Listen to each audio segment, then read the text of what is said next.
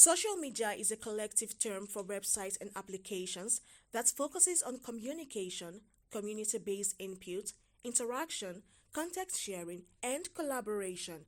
Some popular examples of general social media platforms include WhatsApp, Twitter, Facebook, Instagram, YouTube, LinkedIn, etc.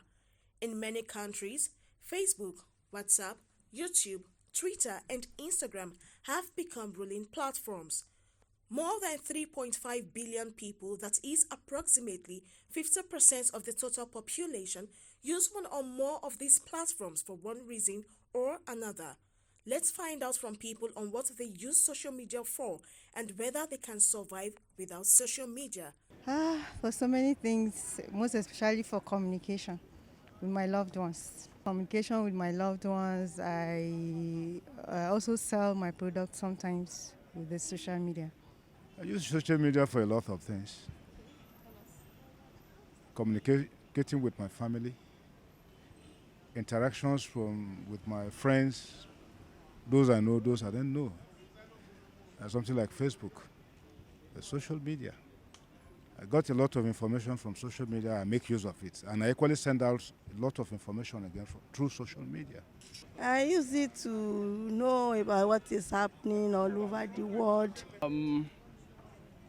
Usually, we use social media and to pass information, to people, to communicate, for people to express their feelings, okay? Passing to general issues. Social media, I use it for a business.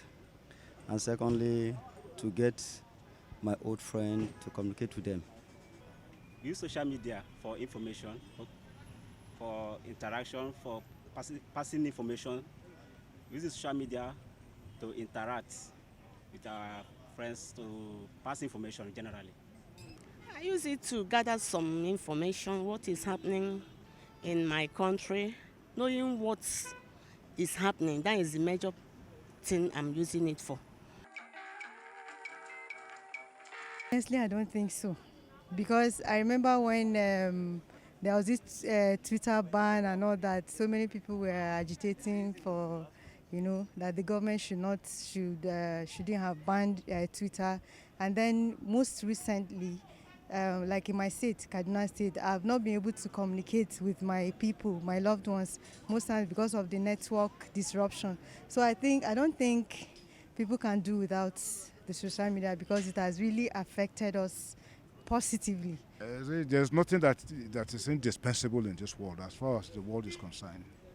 But one thing we should know is that social media has come to stay. Before we didn't have it, we were doing our life, the life was going on as it's supposed to be. But social media has come. It's a new innovation in electronic technology. We'll grapple with it, make the best of it, and the life continue.